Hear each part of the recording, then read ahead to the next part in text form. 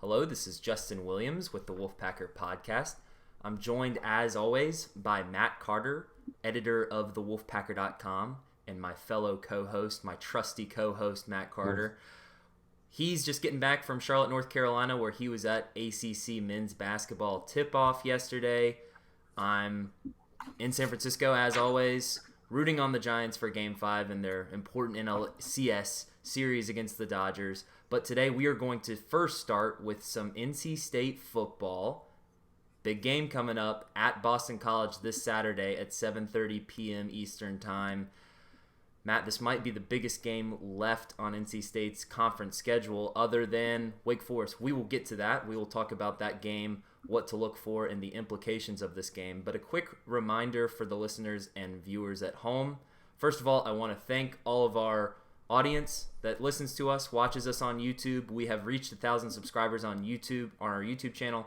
So yes, you will get that surprise. We are in the works of confirming what that will be. It will be something to do with this podcast episode. So I'm sure we'll have a special episode coming up for you here soon. May not be this upcoming week, but just be looking out for that. We'll put out something to celebrate 1,000 subscribers.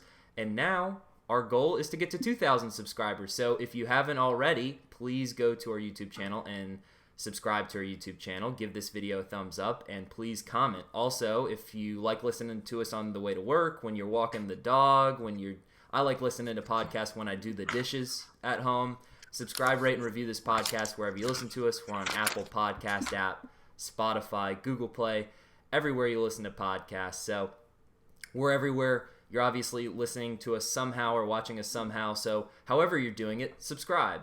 All right, Matt, let's talk about some NC State football. We're coming off the bye week. Our last episode, we had our bye week reflections where we started to look ahead a little bit, kind of forecast what this NC State team has to do the rest of the way to make this truly what could be a special season, particularly when you start looking around at the rest of the ACC and seeing some of the struggles that some of these other teams in conference are having.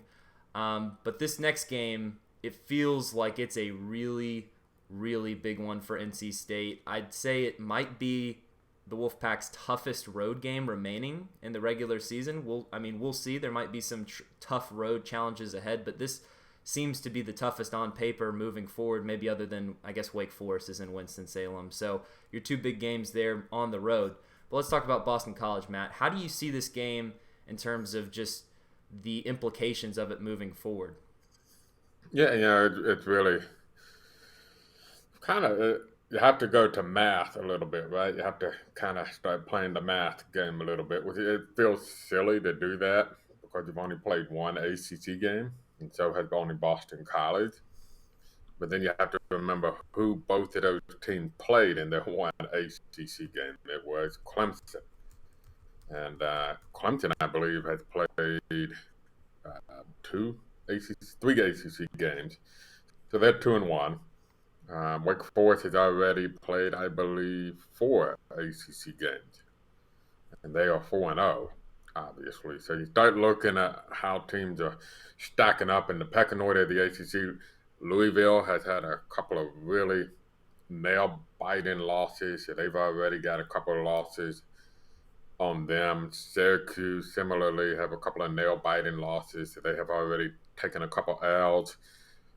You got to figure they got some more coming. So Louisville and Syracuse, you can kind of chalk up as already behind the 8 ball because, both of them have played Wake Forest, but they hadn't played some of the other tougher teams like NC State, Boston College, and Clemson. But if you look at the way NC State and BC played Clemson, one team won, one team didn't. Well, NC State had them at home. Boston College had them on the road. So that is a factor in that. But the bottom line is one team won that game and the other didn't. And you look at the teams that are in contention in the Atlantic, you're basically talking right now. Florida State also has a couple of ACC losses too. So they too are behind kind of the 8 ball a little bit after losing. I know they lost to Wake Forest, and I think they lost another ACC game. So you really are talking about a 4-team race right now in the Atlantic. And that's NC State, Boston College, Wake Forest, and Clemson. And so if NC State can give Boston College a second loss and two losses to teams that you expect to be there at the end of the season, in Clemson and NC State, that puts you in a position where BC is really not 2 games behind, more like 3-4 games behind, because they got to find a way to get past the tiebreaker, because they're in such a bad situation if it were to come to a tiebreaker. So this would be like NC State getting, kind of killing 2 birds with 1 stone, so to speak. It could really put them in a great spot, and also put one of their chief rivals for potentially the Atlantic Division in a really tough spot. And now all of a sudden you're talking about probably realistically a 3-team battle for the Atlantic Division in the ACC. That could always change, but that's what we're looking at as of October. This game will be played October 16th. So that's why, as you mentioned, that's why this game's important. BC, no fault of their own. They got dealt a pretty tough first 2 games to start ACC play. They need at least a split to realistically win the Atlantic. NC State also got dealt a pretty tough start to ACC play. They needed at least a split. They've already accomplished that. If they come out of it 2-0, they're in a great spot. So that's why it seems weird to be talking about it in just the second game for both of these teams in the Atlantic, but that's why it is so important. Just when you break it down, this game carries implications that could carry far beyond October 16th. There's still a matter of taking care of business for both of these teams if they win. So it's not like, but when you break down the schedule and you break down the Atlantic, that's why this battle has a lot of implications.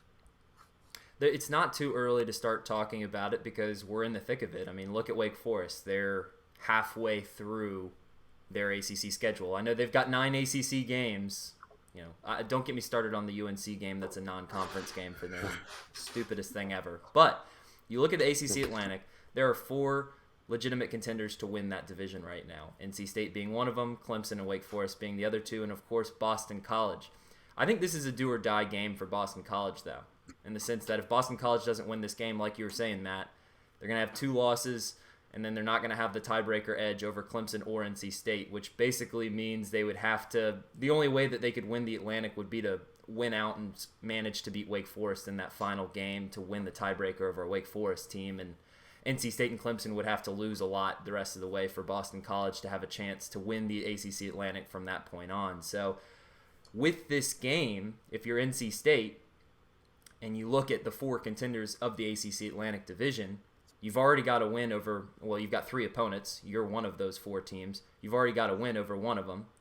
And if you can manage to get a win over Boston College, then you've got 2 wins out of those 3 legitimate contenders.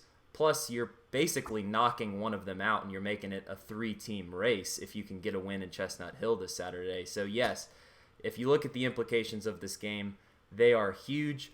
And I think NC State goes into this game with confidence, knowing that I think, on paper, NC State has the better team. I mean, we don't know a whole lot about these 2 teams just because they haven't been tested too much. I mean, NC State's really only 2 legitimate opponents have been Clemson and Mississippi State in terms of just a level of competition. I mean, Louisiana Tech was certainly up for the challenge, but I'm not going to give NC State brownie points for beating Louisiana Tech at home by 7 points. Still a good win, still a solid win, could look better down the road, but I'm not going to say that leads to a win on the road against Boston College. Boston College, you look at their games, they lost to Clemson, yes. They lost a close overtime game at Missouri against, a team that's towards the bottom of the SEC. Missouri. Oh, excuse me, they beat Missouri. I'm sorry. Yeah. They barely beat Missouri, which is an impressive win, and I got that completely mixed up. Boston College was at home in that game. It was not at Missouri. So, clearly an impressive win at home. But But to your point, the bottom of the SEC team Like, this year. I don't think Missouri and Mississippi State are the same. So Right. I don't. That's not an apples to apples comparison. You look at the rest of Boston College's games; they've played nobody's Temple, UMass, and Colgate, and they let UMass score 28 points. One of the worst teams at the FBS level. I think that was right after Phil Jerkovich, was hurt. So now they're down to their backup quarterback. But NC State enters this game as a 3-point favorite, Matt, and the Sharps like NC State. 31% Sharp advantage, 71% of the money on NC State, just 40% of the tickets, however, on NC State. Most of the tickets are on Boston College, which means the big bettors are on NC State, which means the sharp bettors are on NC State with that 3-point edge on the road. What do you make of that line? What do you think of that spread? Do you think that's spot on? It's tough to give a team too many points when you're at home if you're Boston College. Yeah, I think that's a fairly accurate line. There are parts of this matchup that concerns me for NC State. One being the the offensive line for Boston College. It's a good offensive line. It has multiple All ACC candidates. It's an old offensive line, as Dave Dorn said. I think Charlie Wiles joked during the coaches show taping that they're all like 28 years old or something like that. So they're facing. And that was kind of the key to Tom O'Brien's recipe of success at Boston College, where they were perennially old. So, yeah, they may not be as talented as some other teams, but their guys have been in a college program for 4 or 5 years, so they're grown men. And if you follow Thunder on Twitter, you see the difference between freshman and senior in a college program. It is night and day difference. And if you're going to tell me the guy who's a freshman, the picture on the left is the freshman, that he's the 5-star, and the picture on the right is the senior who's a 3-star. I'm taking the picture on the right every day of the week, right? And so that was kind of Boston College recipe to success. They were filling their teams up with the guy on the right all the time. And that's kind of what this offensive line is like. It's an older, they are physically mature men at this point. They're fully grown, physically mature men. And so you'll wonder how the NC State with the 3-man front will hold up against that. Boston College in the games they won ran the football extremely well. The one game they lost against Clemson, they could not run the football. They had to really throw it to move the ball on offense. Clemson, though, as we noted, is a great defense. So that, they're a really good defense. Even with the injuries, they are a great defense, which is why Clemson is still in the Atlantic Division picture. They stink offensively, but they still have an elite level defense. And so that would be my one concern when I'm thinking about how this game could play out. Is can NC State hold up with the physicality of Boston College, particularly as the game goes on? That's why I think maybe an early lead would be really beneficial for NC State. Kind of get BC out of wearing down NC State, which is what NC State tends to do to opposing teams. They run the ball better in the second half, it seems like, than the first half. They just wear you down offensively. They wore Clemson down in that game in Raleigh. So that's kind of what my concern is. I think it's key for NC State to get a good start and not let BC be physical and put BC in a position where they got to start throwing the ball with the backup quarterback who has experience. In fact, I'm pretty sure, I should have looked this up before the podcast started, I'm pretty sure he was the starting quarterback when NC State got trounced by Boston College 2 years ago up in Chestnut Hills. Now, he didn't have to throw the football that much that particular game because, as I recall, there were a couple of running backs for Boston College that both ran for over 100 yards in that game, and they just put a butt whooping on that NC State defense. But this is not the 2019 NC State Wolfpack either. That was, a far different team and a far different place at that point. Yeah, Grossell played 11 games in 2019. His he percentages. did play against NC State. did not have a lot of success against NC State. He only threw 6 of 15 for 103 yards. But when you have A.J. Dillon running for 223 yards and David Bailey running for 181 yards and the team running for 429 yards, you don't need to throw the football at all, which is what BC got into. So, yeah, well, the old cliche, stop the run, boy, that means a lot this weekend.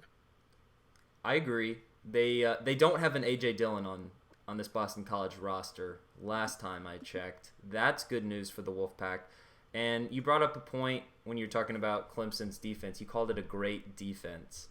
I think NC State has an opportunity to prove that it's also a great defense this weekend. I think you've already seen sample sizes of what this defense can do. And when it's on, NC State's defense, to me, looks like a top 15 unit nationally just because they swarm to the ball so well.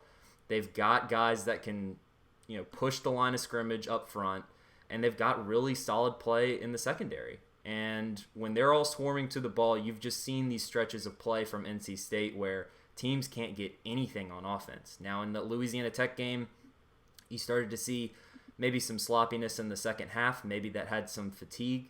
Some fatigue may have had something to do with it. That's exactly what it was. It was. They got worn down. Yeah, and coming off a bye week, you would hope that if there's going to be maybe a sign of fatigue, that maybe that comes a little bit earlier in the form of rustiness as opposed to just physical exhaustion just because you've had that week to prepare. This will be another physical matchup similar to the Clemson game, but look, I don't think there's any reason to doubt that NC State can't have comparable success on the defensive end to what Clemson is already doing this year, because Clemson's lost a lot of guys. I know they're filling in these guys with other 4- and 5-star talents, but Clemson has lost solid starters. And to your point, Matt, you talk about, would you rather have the fifth-year senior was a 3-star coming out of high school, or would you rather have the freshman or sophomore that was a 5-star? To me, it probably depends on the 5-star, right? Some guys, you're going to go with the 5-star every time, but more times than not, you want to go with that experience. And I think you look at this NC State team.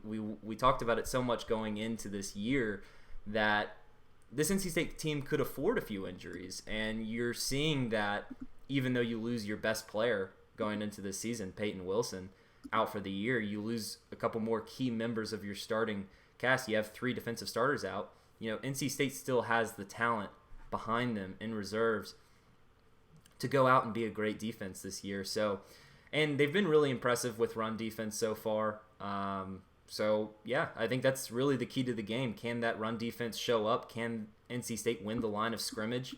Boston College head coach Jeff Hafley was asked about NC State going into this weekend, and his first response when asked about the offense was pointing right at the offensive line. He talked about Ike Ekwonu.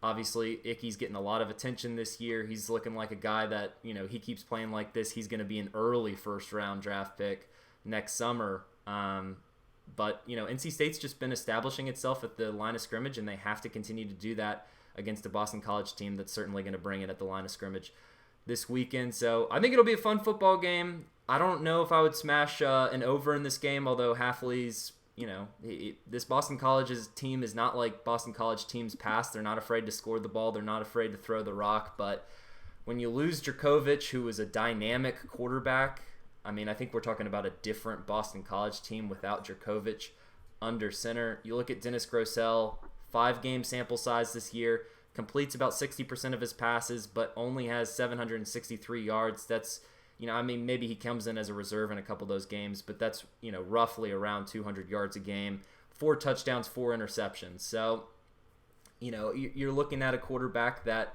has shown vulnerable to turnovers. Maybe NC State can get a couple picks in this game, win the turnover margin. Another game where you talk about these toss-up games, if you can win, if you're in a toss-up game, but you can win the turnover margin, it no longer is a toss-up game. You have the advantage. So, win the turnover margin, win the line of scrimmage, and we'll see what can happen this Saturday because it's going to be a big one. Excited to see what Chestnut Hill's going to look like at night. I can't recall ever watching a Boston College game in Chestnut Hill in a night setting. I feel like it has to be a noon kickoff. It just has to be.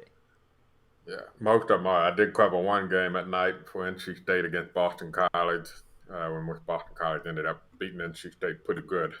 I was at that game in person. That was the game where I think Marcus Stone threw like a 98-yard or 99-yard touchdown pass to Brian Clark early in the game, and that was about the highlight of the day for NC State after that. But it was always the field, the artificial turf at BC was curiously damp and wet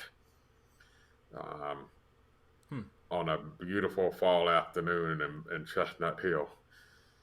And I do remember how Chuck Amato and some of the NC State coaches were suspicious. But that was the defense that flew around for NC State. Mario Williams, Manny Lawson, Stephen Tulloch, all of those future NFL guys, John McCargo, etc.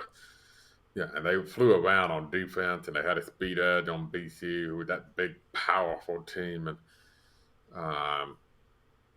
And there was always a sneaky suspicion of why was the field so wet before the game. And then I remember that Tom O'Brien was obviously the coach at BC, and I remember asking some of the guys about it once they got to NC State, and kind of got a lot of whistling type answers, if you know what I mean. So I don't think that'll be an issue here Saturday. But to your point, the first game that Dennis Grossel, the new quarterback, started, they only threw 7 times and for less than 60 yards. Against Missouri, they only attempted 18 passes for 175 yards. They had to throw it against Clemson, and they had 311 yards passing on 23 attempts, which is a pretty impressive number. And they can get you on the play action passes.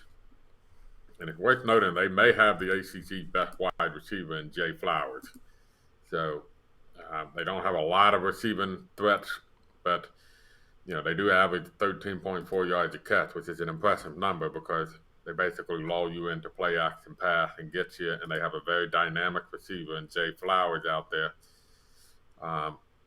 So you have to be disciplined.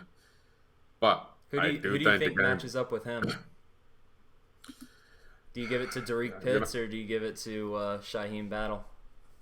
They'll put him in the slot too. So I think he's just going to have to cover him with what you got where he's at.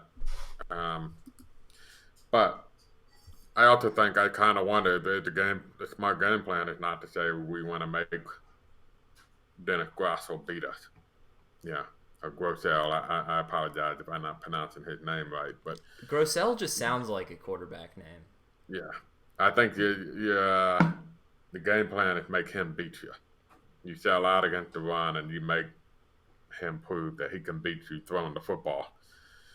And then there's the fact that you got to score it too. Now we talked awful lot about the lineup, the matchup on one side of the ball, but.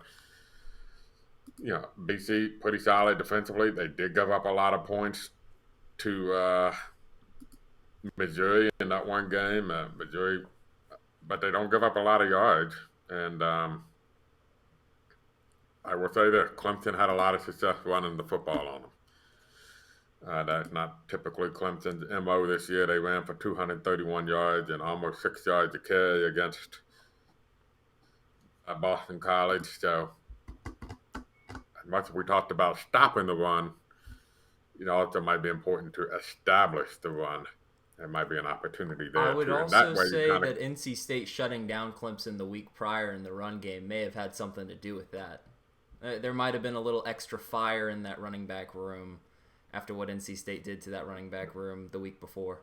But you also got in mind that they were down to their third running back because one running back had transferred right before he played NC State, and then they lost Will Shipley during the NC State game. So they went into that BC game. Granted, he was probably a rival's 104-star stud that could have gone to, Texas or Southern Cal or Alabama or something like that. So, I'm sure he's talented, but nevertheless, that was their number 3 option at running back that was leading the way. So, but, this is a game where on one side you want to stop the run, make their quarterback beat you. On the other side, you want to establish the run, and that also helps you win the physicality battle of who can wear who out in this game. Because I think these are two teams that want to wear you out by the end of the game. Well, good news for Wolfpack fans and good news for Chuck Amato if he's pulling for the Wolfpack this weekend. Alumni Stadium went to AstroTurf in 2012, according to the interwebs. So hopefully, good draining system shouldn't be a soggy field at all. Let that defense fly around, make plays. All right, let's transition to basketball. Matt, you were in Charlotte yesterday at the ACC Basketball Tip Off. Got to talk to Kevin Keats, got to talk to Jericho Helms, got to talk to Manny Bates. What was the main message that they were trying to get across about going into this season? Because I read the transcript, watched the videos, have some thoughts about what was said, but I just want to get your take on kind of the driving message of what this team is all about. Yeah, I think there's a bit of a chip on the shoulder a little bit. I think some of the questions made them realize that this is a team that's still fighting to get respect in its own backyard, much less the ACC. So, it'll be interesting to see if that kind of carries forward. It's just a team of a lot of unknowns. There's reason to be optimistic about it, but there's also a lot of unknowns. How will Casey Morsell? They seem to think he can flourish under NC State system more so than he did at Virginia. Will that translate and show up when ACC play starts? You don't even have to wait till ACC play starts, because I'm telling you, this is a really good non-conference schedule. So if it's flourishing in non-conference, it should flourish in the ACC too. Can Turquavion Smith bucket, as Kevin Keats has been saying repeatedly, will that translate? We tend to get inflated expectations of freshmen because we hadn't seen them yet, and I'm putting all of us in that category. We all get inflated and we think, he's going to come in and average 10, 12 points or whatever. I'm thinking, can Turquavion average 7 points a game? Give him 7 points or something like that again. That'd be a really nice number for a freshman. Can he do that? Can he give them a boost? I do think it's pretty clear, in my opinion, that we're looking at a lineup that's not going to be big like last year with Vandenberg and Bates. That more likely Helms and maybe Seaborn, or maybe it's Helms and three guards like Smith, Morsell, and Hayes. Keats did say Bates, Helms, and probably, he said, Cam Hayes was probably our starter. So you're really looking at a couple of spots open. Do you go with Seaborn, who probably be my preference? He will be a starter, Kevin Keats. You can let the cat out of the bag. He'll be a starter. Yeah. In my opinion, I probably would go with Seaborn and Justin knows I like Seaborn, but he's also a great rebounder, and it gives you another rebounder in that front court to kind of help out, and he can still play on the wing. And then I would probably go with Morsell and the experience. He played defense at Virginia, obviously, or you don't get to play. And then Kevin Keats at one point did say that Turquavion's not a great defender yet. So, that might be a differentiator to me. Or do you look at a three-guard lineup of Hayes, Morsell, and Smith, with Helms at kind of a big guard, small ball forward, which would kind of be a throwback to his first year at NC State when, the first 2 years really, when Torrin Dorn was playing a lot of power forward. And he basically went with a four-guard lineup. Not quite a four-guard, because I think Helms is a pure forward, but similar ballpark. That's also the role he played a lot early on last year, because if you remember, Vandenberg and Manny Bates were hardly in the lineup together for the first half of the season. Yeah. I just don't know if they have the personnel to go that big way again. Greg Gant has been kind of slowed with a sports hernia, which I'm not 100% sure what that is, but I've heard it a lot, and I've never bothered to look it up, even though I've been curious about it. Sounds painful. Hopefully he'll get that taken care of, but And then Ernest Ross is probably the intriguing guy. If he can make that happen, they obviously like his upside. But again, he's a freshman. And Kevin Keith said he doesn't even know how good he is. Um, and then what kind of development did you get out of Abby Dewana and Jalen Gibson? That's kind of an unknown. But they had quite a bit of development ahead of them to get to the point where you trust them playing a significant amount of minutes. So I do think we're seeing a clear trend towards going with a more of a four perimeter guy starting lineup with Bates in the middle. Yeah. I want to talk about Turquavion Smith because that was Coach Keats's quotes on Turquavion really stood out to me in the sense that I get the feeling that Turquavion's going to have a huge role in this rotation. I mean, it's probably understandable that he's not a great defender yet. That might be a factor of want to versus just physical ability. Probably would not be surprised to see a freshman come in and not take defense too seriously in early summer session practices. It'll come. Yep. I'm sure it'll come. He's a lengthy guy. If you can put some muscle on his frame, I think he's got the prototype to be exactly the type of guard that Coach Keats wants in his backcourt. He's not a guy that needs the ball in his hands to score necessarily. So you don't have to put him at point. You can put him on the floor with Cam Hayes. I think they'd complement each other very well. I would not be surprised to see him in the starting lineup for the opener. I mean, I know what you're saying with Kevin Keats going with experience and defensive ability, maybe giving the edge to Morcell. Wouldn't shock me if he goes either way, but it just seems there's always a chance that he starts over Sebron too, that he goes through that lineup that we talked about, maybe Hayes, Smith, Morcell. It depends on how much progress Sebron's made over the summer too. I mean, we know that Sebron's put on some much needed weight. That was probably the biggest issue last year, is that he had all the athletic ability in the world, but needed to put on some muscle just to deal with the ACC physicality, maybe finish a little bit better. He's a great player in transition. Can he be a reliable player in half-court sets? He's got to figure out a way to knock down some shots from three consistently. I know he got some to drop last year, but you look at the form, you look at just kind of the situations where he was shooting, there's room for improvement there. You need him to be a consistent above 30% shooter for him to really unlock his potential in half-court sets. Because if he can, he's really, I really think sky's the limit for Darion Sebron. He could be a dynamic type of ACC player, but he's got to get defenders to start respecting that perimeter shot, that outside shot. And maybe, just half-court sets in general, just handling the ball a little bit better. Turquavion, though, there's just a scoring sense to him that I feel like you talk about freshmen being a little bit slower to start. I think a lot of that has to do with confidence level coming in. There's kind of a culture shock when you go from being the top dog in high school and then you step on a college basketball court and you're probably the 6th or 7th best player on the floor. That's a humbling experience for a lot of 18, 19-year-old young men. Turquavion strikes me as the kind of guy that he's going to think he's the best player on the court no matter what's happening.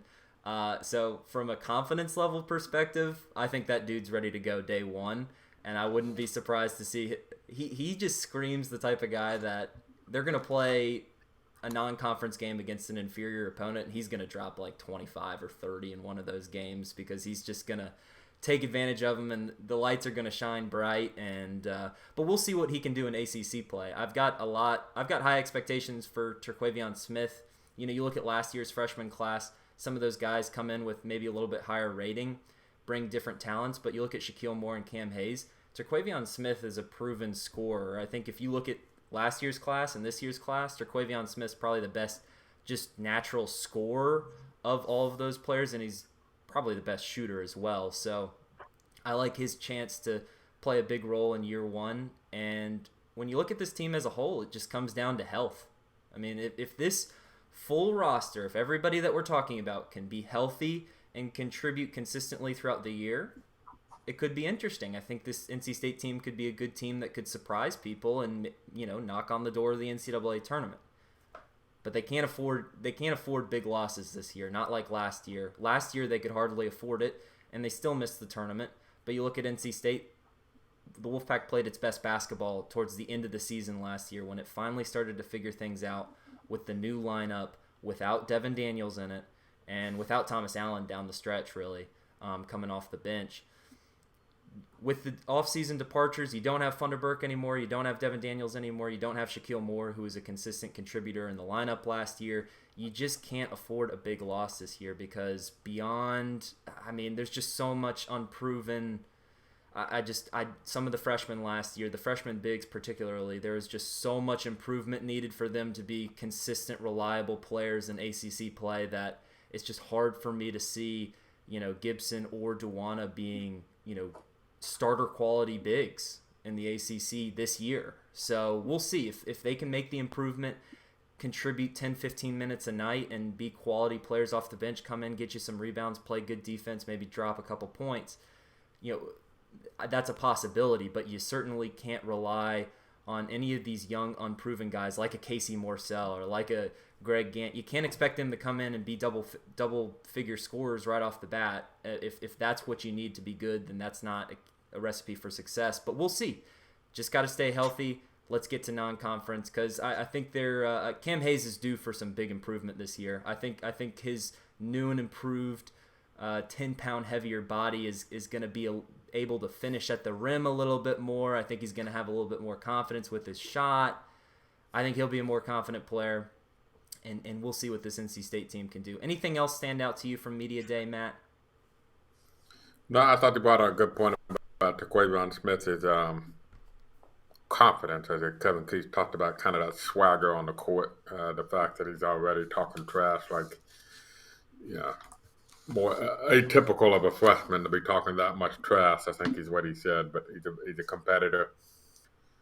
He's used to winning. He won 3 straight state titles, with MVP of the title game last year. So, but you know me, Justin. I'm the old man on the lawn, right? I just think freshmen take time, the growing pains, the inconsistency, and we kind of get inflated views of what to expect from him. But I think they're seeing that he's clearly going to be one of the top. If he's not in the starting 5, you're looking at a 6-man wall for him, probably, based on the way they're talking right now. And then you got to also figure out Ernest Ross, another freshman, will get prominent minutes. We don't know. We hadn't heard a whole lot about Thomas Allen. That's partially my fault. A couple of people said, Kevin Keith didn't say anything about Thomas Allen. I asked Keith a lot of those questions about individual players, about Ross and the sophomore bigs and Sebron and et cetera.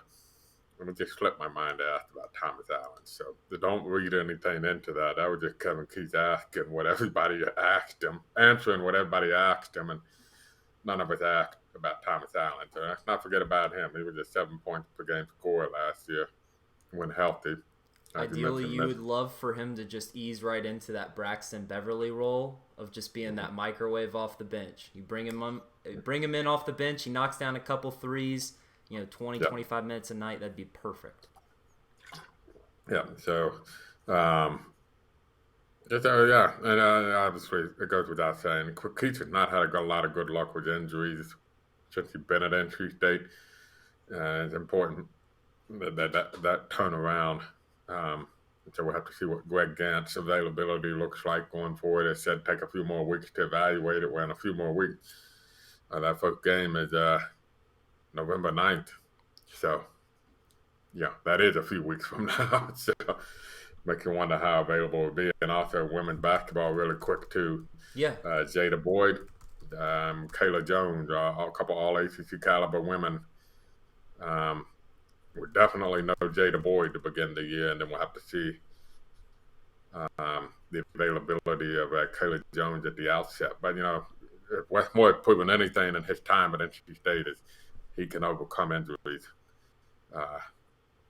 with the Wolfpack too. So, quick women's basketball note.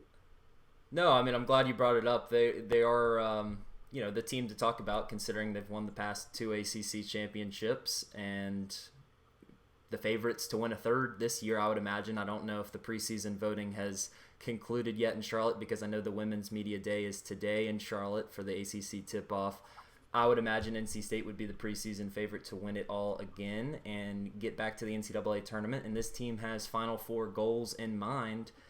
They're not. I talked to Elisa Cunane. I talked to Reina Perez for the women's basketball preview that we have coming out in the next Wolfpacker magazine. If you're a Wolfpack Club member, expect those magazines coming to your doorstep soon. If you're not, you can go to the wolfpackeronline.com and order your copy today of our basketball preview magazine for the upcoming season.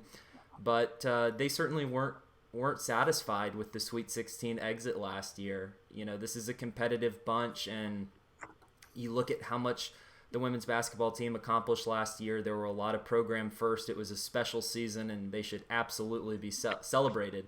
But I think sometimes when we talk about the women's basketball team, we have to hold them to the same standard as we'd expect from our men's team.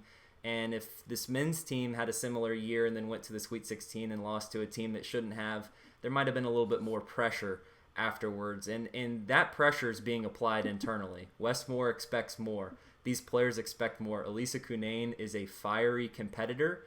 She's talking about this season like it is her senior season. I would not be surprised if this is her last season at NC State based on the way she's talking. But she certainly has big goals for this upcoming year, and this non-conference schedule is not going to be easy by any means. So the loss of Jada Boyd and who was the other player that you mentioned, Matt?